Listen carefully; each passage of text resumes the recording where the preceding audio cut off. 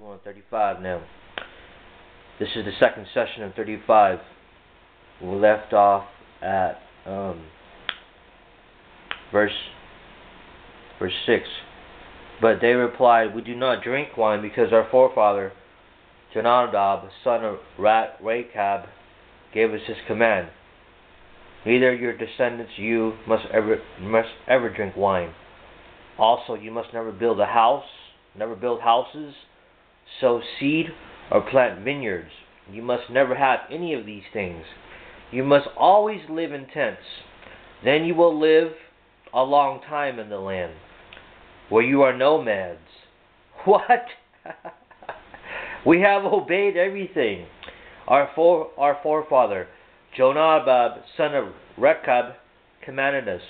Neither we, nor our wives, nor our sons and daughters have ever drunk wine, or built houses to live in, or had vineyards, fields, or crops. We have lived in tents. We have fully obeyed everything our forefather Jonadab commanded us. But when Nebuchadnezzar, king of Babylon, invaded this land, we said, "Come, we must go to Jerusalem to escape the Babylon and Aramean armies." So we have remained in Jerusalem. Then the word of the Lord came to Jeremiah, saying, "This is what the Lord Almighty, the God of Israel, says. Go ahead and tell the men of Judah and the people of Jerusalem, will you not learn a lesson and obey my words, declares the Lord? Jonadab, son of Rechab, ordered his sons not to drink wine, and command has been kept. The command has been kept. To this day they do not drink wine, because they obey their forefathers' command. But I have spoken to you again and again, yet you have not obeyed me. Again and again I sent all my servants, the prophets, to you. They said, each of you must turn from your wicked ways and reform your actions, and do not follow other gods to serve them. Then you will live in the land I have given to you and your fathers. But you have not paid attention or listened to me. The descendants of Jonadab, son of Rechab, have carried out the command their forefather gave them. But these people have not obeyed me. Therefore, this is what the Lord God Almighty, the God of Israel, says. Listen, I'm going to bring on Judah and everyone living in Jerusalem every disaster I pronounced against them. I spoke to them, but they did not listen. I called to them, but they did not answer. What is he saying here? He's saying, I know you from Israel, Jerusalem, even in the capital of Jerusalem. It's not going to make you immune from my strike. I'm going to strike you if you don't stop, if you don't quit. I'm going to strike you someday. It's a warning from God here that if you're going to listen to your stupid forefathers instead of me, you're going to be strucken. Your forefathers are morons, idiots. They don't know what it is to be in having real direction in life. I am direction. That's what he's saying here. He's saying, the God of Israel, that's who you should be listening over your forefathers. Okay?